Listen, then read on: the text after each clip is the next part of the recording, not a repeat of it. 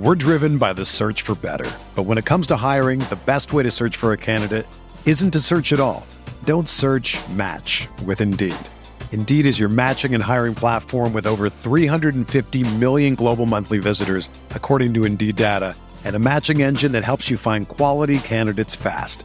Ditch the busy work. Use Indeed for scheduling, screening, and messaging so you can connect with candidates faster. Leveraging over 140 million qualifications and preferences every day, Indeed's matching engine is constantly learning from your preferences, so the more you use Indeed, the better it gets.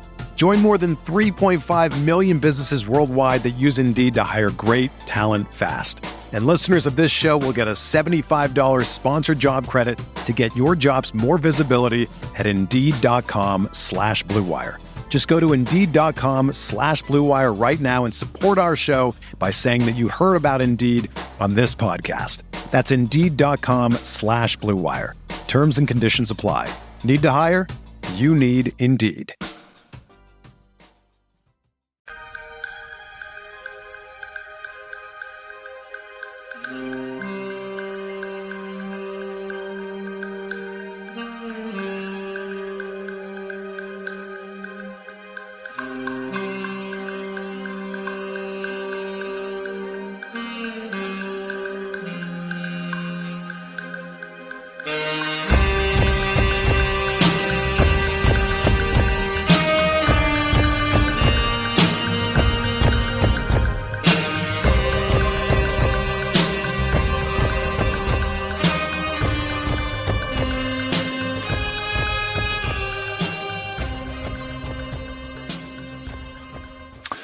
Hello, Mavs fans. Welcome to Pod Maverick After Dark. I'm Kirk Henderson, and I'm joined as always by Josh Bowe. We are editors at Mavs Moneyball, and we're coming to you live. It's about 11:40 following the Dallas Mavericks getting a really, frankly, incredible Game 2 win over the Oklahoma City Thunder, 119-110. Josh, how are you? I'm doing okay. I'm hanging in there. Pretty tired, real life, reared its ugly head this week, but this was a fun game to watch, especially after that game 1 result. That almost felt like mirror games in a lot of ways, and we'll get into it. But that was a really nice, high stakes, competitive, engaging NBA playoff game, and the Mavericks won. So that means we get to talk about a lot of good stuff. Talk about a lot of weird stuff. Most of it good. Yeah. Most of it good, and then some of it like, huh? And you look at the box score, and if you're showing this and talking to somebody tomorrow, like let's just pick Derek Lively out of the hat. Derek Lively's box score is fucking horrendous. 1 of 7 from the floor, and they're all bunnies at the rim. He only scored 1 oop off a Tim Hardaway pass, and yet Derek Lively's impact on this game was as far-reaching as any player not named PJ, Kyrie, and Luka. He was astoundingly good on defense this game. At least I thought so.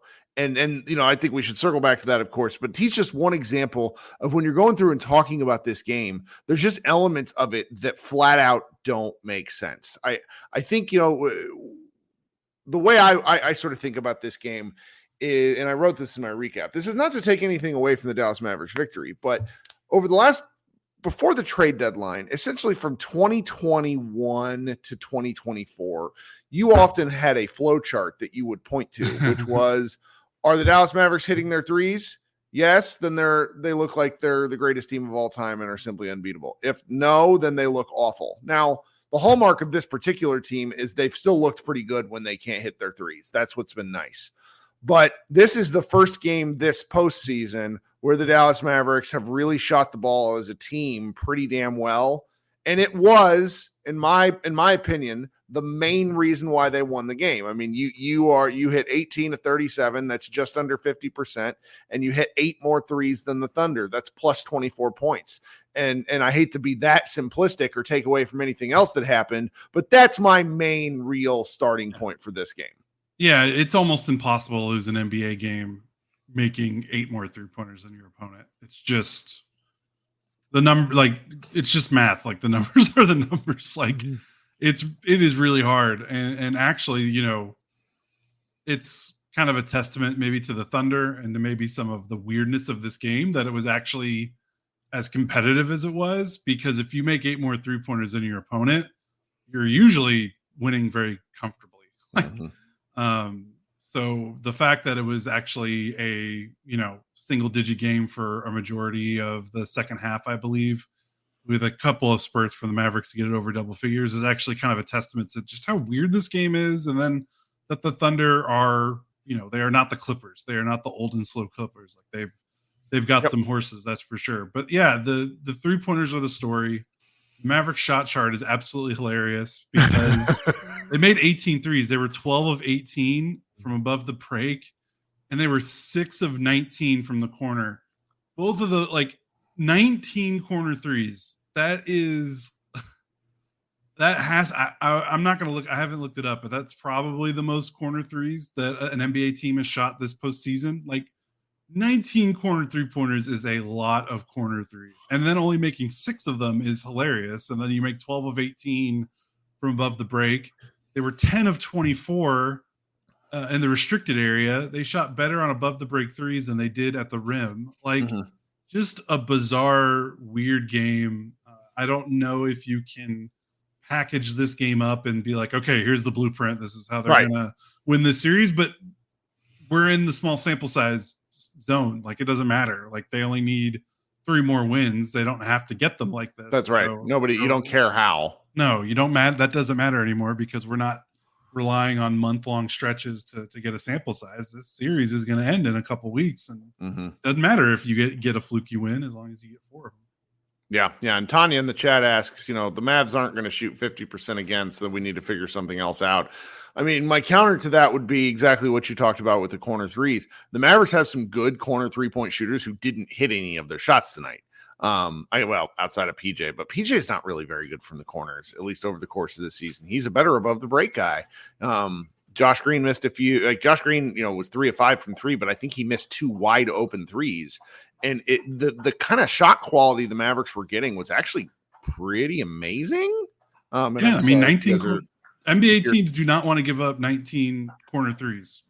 So they got the looks that they wanted. And I think, where we can start is I think it was kind of a trickle down effect because Luka came out and set the tone with his 16 points in the first quarter, the best quarter he's played in the playoffs, I think, at least scoring wise. It's by far the most he's had in a quarter in these playoffs. Mavericks get out to a 36-32 lead after one quarter. And really, I wonder if that scoring quarter spooked the Thunder into maybe mixing things up a little bit, because we've always talked about, a really good way for a defense to attack this Mavericks offense is just stay home on the role players and let Luka score and see if one man can outscore you. And to Luka's credit, he's pretty good at that. So he might be able to. And that's kind of what the Thunder were doing a little bit. And they started sending 2 at the ball. They started rotating more. They started shading more towards the paint after that first quarter from Luka. So credit to Luka for finally having this kind of breakout quarter, because I think that got the ball rolling on everything else and letting the role players get comfortable. Yeah. Well, and then the secondary thing that started to happen, there's the recurring theme, and I got actually really testy about the podcast, is the kind of growing, people are like, when Luka's off, somebody else, Kyrie needs to be much more assertive. And I still don't disagree with that. But what Kyrie did in this game was really play like a 1990s John Stockton point guard. I mean, he was making really simple, direct passes because he causes the Thunder started to freak out when he had the ball. Kyrie had 5 assists in the second quarter. And I mean, 3 of them, I think, were to Tim Hardaway, or at least we're setting him up. And so that's obviously something that was really, really important and not something I necessarily think is something you can duplicate. But if you're getting away with Kyrie having it wasn't passive. It's just, he didn't force anything. And he was 2 of 8 from the floor. He took a couple of contested shots. Jalen Williams is a really good defender. And so Kyrie channeled all of his, what I would normally say would be reserved for his offensive energy, into just moving the ball and really playing fantastic defense. And so there's just so much, and Kyrie's another element of a weird thing that happens, because if you were to tell me the Mavericks won with Kyrie scoring 9 points, I would say, what in the world happened? And it's it's just his stat line is bizarre. He had 2 blocks and 2 steals. What? I know. Not only did he only have 9 points, you would be like, no way, but also we'd be like, oh, he also played an amazing, like he played a great game, only scoring 9 points, like you're saying. So that was a big story coming out of game 1, was the Maverick stars were not as good as the Thunder's 2 best players. Nope. And this time they were undoubtedly, well, Shea Gilgeous-Alexander was pretty good, but Jalen Williams was kind of stinky in the second half. So I don't know if they were better collectively than the Thunder's 2, but they were at least significantly better than what they gave the Mavericks in game 1.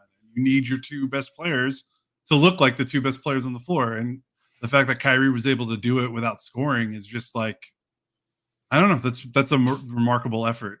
He hasn't had a double-digit assist game since March 14th. Like he just, the way, but he often doesn't get the chance to. Right. Like, that's what I was going to say. They don't. Yeah. He doesn't do that in this offense. It's not his ability. It's just that's not how they use him. Yeah. So it's, and really the Mavericks, the way this game went, the Mavericks punched first in the first quarter, and the Thunder just took all the Mavericks heat. I mean, the Mavericks scored 36 points, and that was their highest scoring quarter. And after that, their scoring went down every single quarter. But the Thunder just hung around, and it felt bad on my end. I wrote the game recap, and I'm sitting here looking at everything the Mavericks are doing. And I said this at halftime. I was like, this doesn't feel sustainable. The Mavericks scored 68 points. Kyrie hit a pretty big, no, it wasn't Kyrie. It was Josh Green.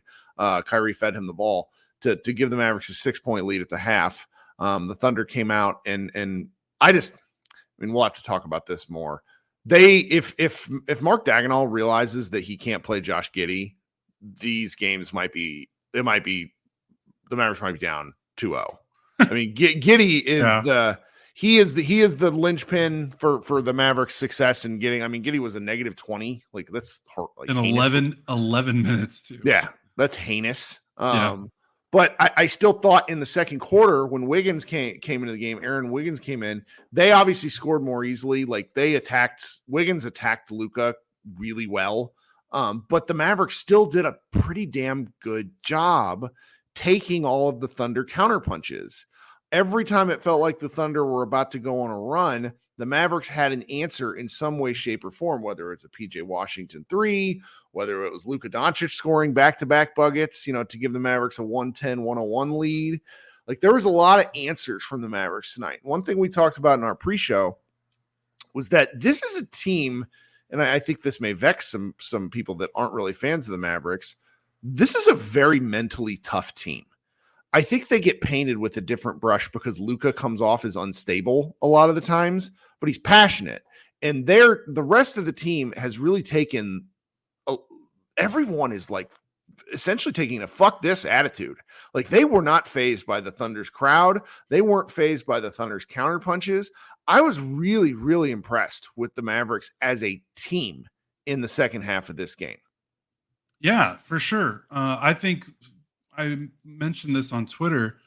Like the Mavericks had multiple double-digit leads in this game that the Thunder erased. And each time the Thunder erased it, the Mavericks answered with maybe like their best stretch of basketball, like for a 4-minute stretch. It was really impressive. Like they got out to like a 14 or 15 point lead in the first half, and then the Thunder came right back, and then the Mavericks got it back up to 6 going into halftime, which was only 6 because Chet Holmgren, that was at the end of the first quarter, but still they got it up to 6. And then I think twice in the second half, they got it up to double digits, and each time the Thunder got it right back. And I think the Thunder had a 2-point lead with the ball in the third quarter and was rolling, and the crowd's going nuts. And then OKC didn't score for like 4 minutes. And that was the defining thing for me in this game was the Mavericks defense at least 3 times had 4-minute stretches where the Thunder either made 0 baskets or 1 basket. That was shocking. So you're much better about seeing this stuff in real time than I am. Why was that? Were the Mavericks just getting lucky on some of the Thunder's 3-point misses, or were they really forcing the Thunder off the 3-point line, and then Lively or Gafford were there at the rim? Like what was going on during that? Because that was gut wrenching in the fourth quarter when the Thunder just kept missing, and yet the Mavericks weren't really making either. Yeah. Definitely some 3-point shot variance for sure. I think the Mavericks stayed close. because we've talked about the Mavericks scheme is going to give up some threes. And I think going back and watching game one and seeing what some people wrote and maybe rewatching some clips, the Mavericks are going to give up some threes, but they gave up a little bit like too easy threes, like miscommunication, not like we want you to shoot this, like, oh shit, we made the wrong rotation or we effed up a switch, like, and now they have an open three. Like there was a lot more of that in game one than we're going to give you this shot because we don't think you're going to make it. In game two, I think they got back to more of letting the shooters they want shoot the threes that they want them to shoot, and then contesting well on the stars shots. Like Jalen Williams, what did he shoot from three? He was only 2 of 4, so they kind of ran him off the line a decent amount. Shea was only 1 of 3, and he hit a decent amount of threes. And that one Shea made 3 though. It was beautiful. You remember like that little step back against Luka. This is why I get so testy with our commenters. We're like, Shea sucks. I'm like, that is the coolest fucking shot. He's so on balance, and he just takes a little jab step and steps right. It's not even a step back. It almost looks like an old man shooting at the YMCA, and he just drills it. Yeah. So I think they did better in not giving up like freebie threes, so to speak, like just the threes that their scheme's going to give up. And then here's, we talk about the Mavericks threes. This is the game. The Thunder in the first half, 11 of 14 in the restricted area. Second half, 8 of 15. That to me is the game because the Mavericks, again, their defense is predicated on walling off the rim and walling off the paint. They don't let teams score in the paint, and that's the easiest shot in basketball is a layup or a dunk. And you take away those, you're gonna run into a team that might not be able to not have their 3-ball, and if they can't rely on scoring in the paint, then you're kind of suffocating them. And the Mavericks did that. 8 of 15 at the restricted area in the second half, 3 of 10 in the paint outside the restricted area. I thought their defense at the rim was significantly better, and then I also thought their attention to detail off ball was a lot better. They got killed on some backdoor cuts and some blow-bys, and they really tightened that up in the second half. And also, we talked about this in game one, it's a lot easier to defend when you're putting the ball in the bucket, right? Like they shot 39% in game one. I don't think it's a coincidence that the Thunder kind of wore them down because you keep giving up live ball opportunities off missed shots. Like good NBA teams, which the Thunder are going to punish you. And now the Mavericks make 18 threes. They shoot 48% from 3, and they were above 50% for a lot of the game. That means the Thunder are going to have to walk the ball up the court, and the Mavericks are so much better in those scenarios that it just kind of flows together like that. Yeah, and I'm going all the way back to a comment that was made. Can't remember who it was, but she said this is not, the 3-pointers aren't really sustainable. I'm going through and I'm looking at what the Mavericks didn't do, and when you get like a 3 of 12 performance from Jones, so you take away his threes, Jones was 2 of 7 in at the rim, basically. Yeah, Chet played a monster game. Yeah, he did. He really did. But there's also some of the bunnies that just wouldn't go down. Yeah, then there's and he was obviously in Lively's head, but like if Lively makes 2 more baskets, if he's 3 of 7 instead of 1 of 7, this game feels differently. There's some things that could, Kyrie making a couple more shots. There's some things that will equalize. Like, PJ Washington, he's not going to have a 7 of 11 for 3 game again. Man, 11 rebounds, 4 assists, 2 steals, and a block. What a game from PJ. I'm maybe needed to write a little bit more about that. But okay. All right. We're about the halfway point in the show. Those of you who are in here live, thank you so much for hanging out with us. If you could do me a favor, consider hitting like on the stream. While you're down there, consider subscribing. As you may or may not know, we go live after every game as close to tip-off as we can, mainly because Josh and I want to go to sleep. Not because it's all that special. And then, after this first show, we hold a secondary live show, which you can participate in. You can come click into the show just like you're part of it. It's a radio show. It's a lot of fun to talk basketball with Mavs fans. A lot more fun than hanging out on the internet and yelling at one another. Though I suppose this is hanging out on the internet, yelling at one another. It's just doing it face to face. If you could consider leaving a comment on the video once it's done, or if you're watching this later, I love reading some of the comments that we have, particularly the people that are like leaving comments as they're watching. I love some guy. One fan left like 6 or 7 last game. It made me laugh. Those of you who are listening on the audio stream, thanks so much for hanging out with us. We appreciate a review and a subscribe And, come join us for the live show if you're listening on the audio feed. All right, now I'm going to insert some ads, and Josh and I will be right back. We're driven by the search for better. But when it comes to hiring, the best way to search for a candidate isn't to search at all. Don't search, match with Indeed. Indeed is your matching and hiring platform with over 350 million global monthly visitors, according to Indeed data, and a matching engine that helps you find quality candidates fast. Ditch the busy work. Use Indeed for scheduling, screening, and messaging so you can connect with candidates faster. Leveraging over 140 million qualifications and preferences every day, Indeed's matching engine is constantly learning from your preferences, so the more you use Indeed, the better it gets. Join more than 3.5 million businesses worldwide that use Indeed to hire great talent fast. And listeners of this show will get a $75 sponsored job credit to get your jobs more visibility at Indeed.com/Blue Wire. Just go to Indeed.com/Blue Wire right now and support our show by saying that you heard about Indeed on this podcast. That's Indeed.com/Blue Wire.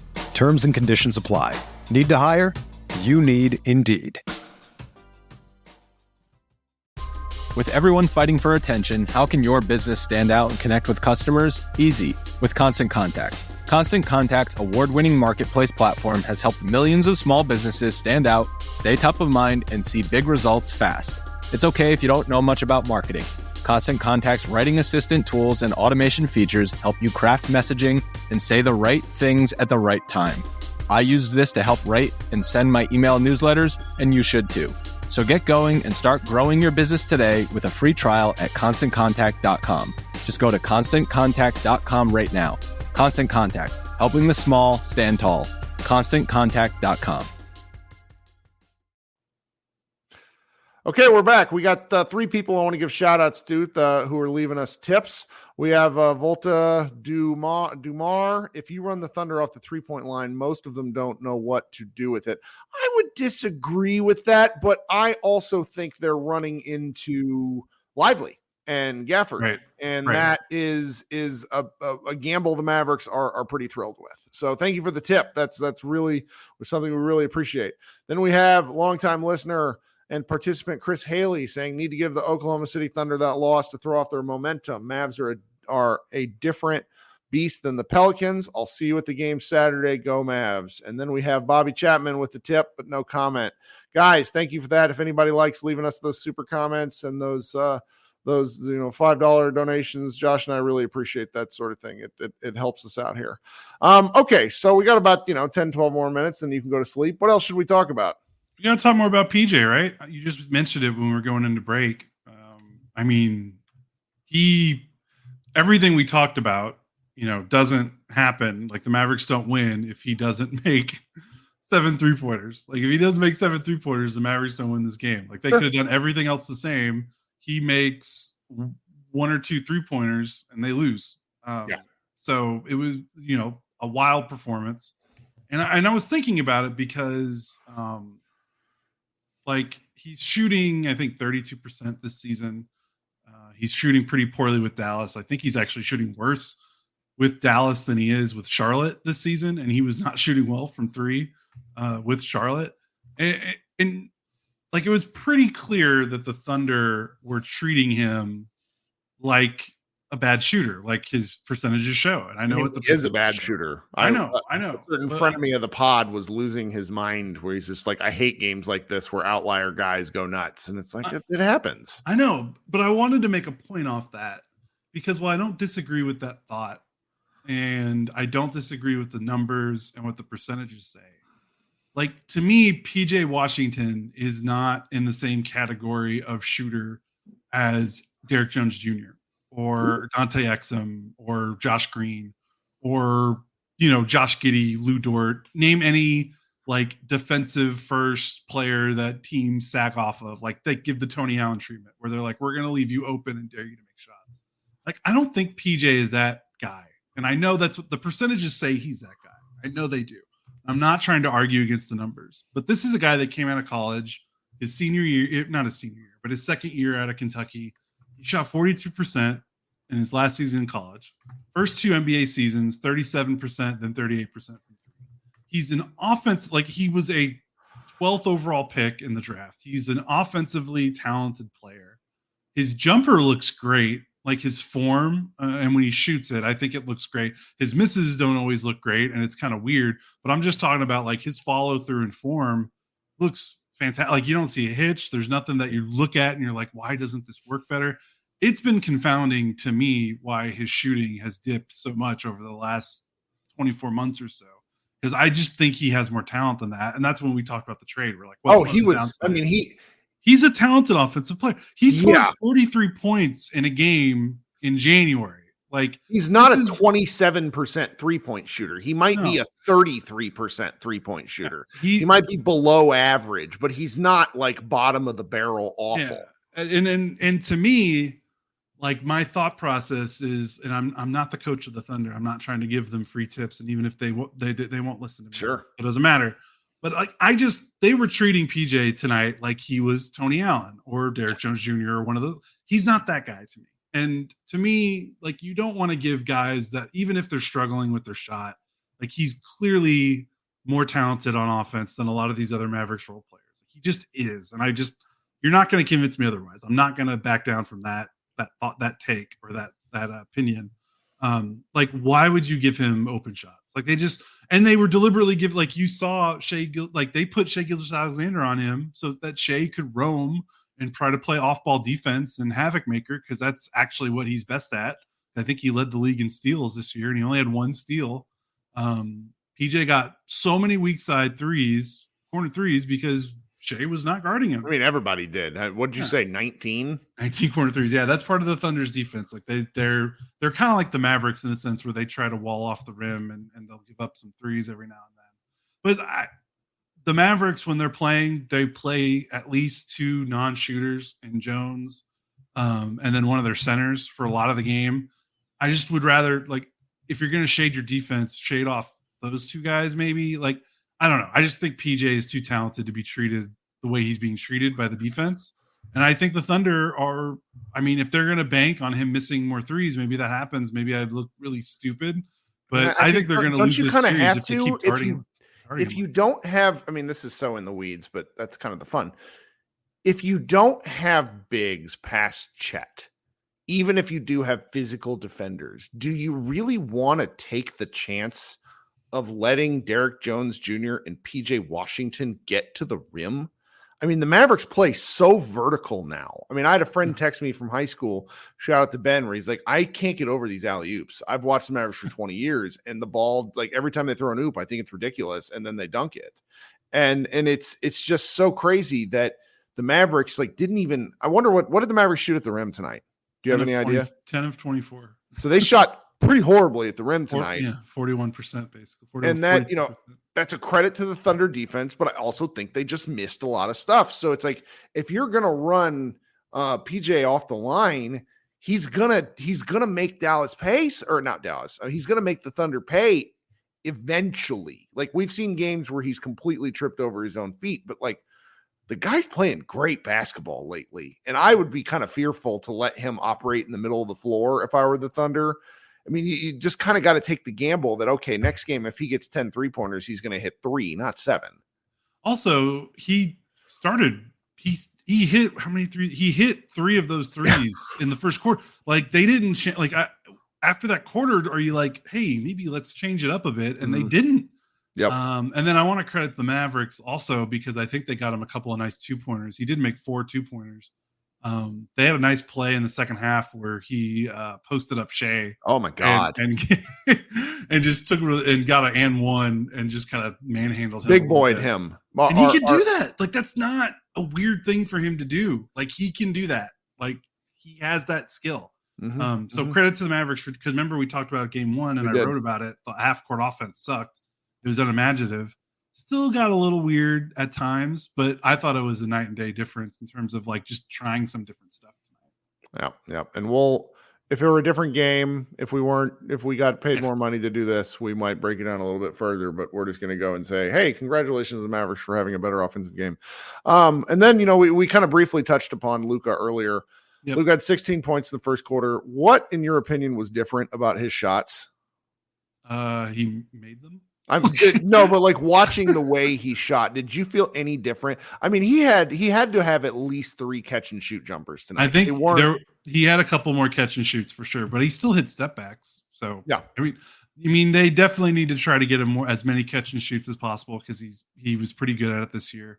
But really, he made them. Like the 3-point stuff is just tricky for me to diagnose outside of, yes, they did get him some catch and shoot opportunities, but he still made, I think, like 2. I mean, he made 5 threes. I think he made at least 2 or 3 step backs. So like those just weren't happening before that. I mean, I think he made more threes tonight than he did in his last like 5 or 6 playoff games. He was 5 of 35 of his before tonight. He was shooting 14% from 3. So yeah, to answer your question, I'm clicking into the game log just to triple check here if the ESPN game log will actually load. Yeah, he hit. It's been real bad. Yeah, I know. I think he's only hit 17 threes all playoffs. So yeah, I mean, tonight. It's so funny because he hits 5 tonight, so he's 6 of 16, which is 37. That's his season average. If he hits 3 a game, it kind of changes the math. Now, I don't want to say he got lucky, but the Mavericks correctly, like Lou Dort just fouls Luka every possession. Now, I'm not complaining because I feel as if Derek Lively and Daniel Gafford also fouled Thunder at the rim every time either. It's just not getting called. But there was one possession where Gafford was explaining to Ed Malloy, or not Gafford, that Lou Dort was explaining to Ed Malloy that he has his hands on Luka every possession. Like, it was what he said. He's like, I have 2 hands on him every possession. And it's like, I sort of lose my mind at that because I just, my aesthetic preferred basketball is like, I don't like fouling the shit out of people. It's not my favorite thing. I just don't like it. And you got your fill of that in 2004. And that's correct. 2005. And Lou Dort got in foul trouble, and that changed their game plan. But like Luka didn't necessarily take advantage of Lou Dort being out for stretches, which was interesting to me. So I sort of want to watch elements of this game again, particularly Luka's possessions, to see what was working. He did take a couple of floaters and a couple of closer shots tonight.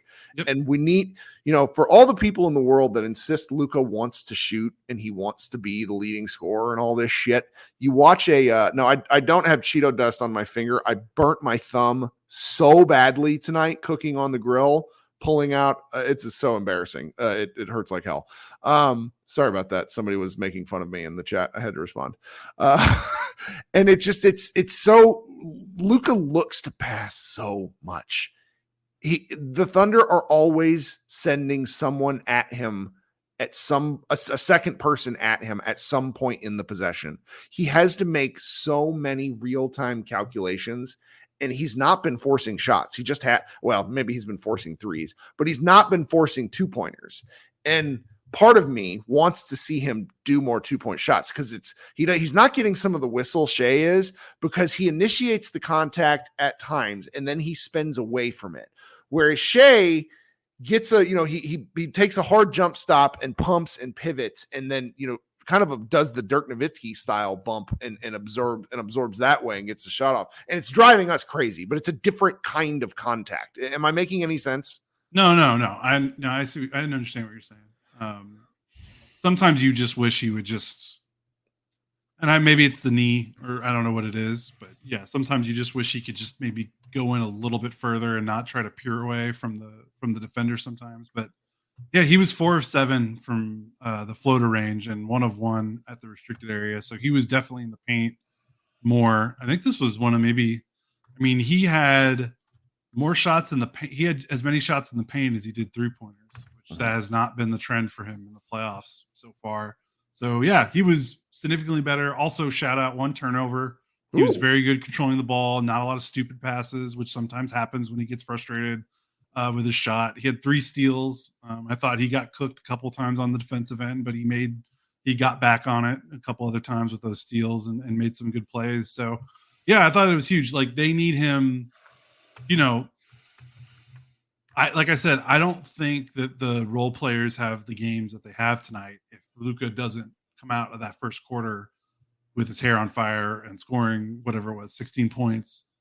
Because I think that spooked the Thunder into changing how they wanted to guard him. I think they're like, okay, he's on it. He's got his jumper back. Like, we can't just single coverage him all night. Let's start shading our coverage over. And then PJ gets 7 threes. Josh Green hits 3. Old friend Tim Hardaway Jr. hit 2. And that's probably one of the last guys we need to talk about before we wrap up. Big time Timmy Jim. I love points. Go with it. Yeah, just this is why he plays, right? Everyone pulls their hair out. It's like, why is he playing? It's like, this is why he plays, because he's the only guy that can come off the bench and do exactly what he did tonight. Josh Green can't do that, even though Green had a great game, 11 points on 6 shots, but just a different kind of way he's getting those shots. Dante Exum played 6 minutes, missed both of his shots, looked absolutely shrinking under the bright lights, which is kind of really sad to see after his regular season. Like, just this is why Tim plays. Like you're gonna try to get these good games out of him because there's not necessarily rhyme or reason to them. I mean, he hit some contested 2-pointers, which I'm sure a lot of Mavs fans were like, no, yes, like when he made it.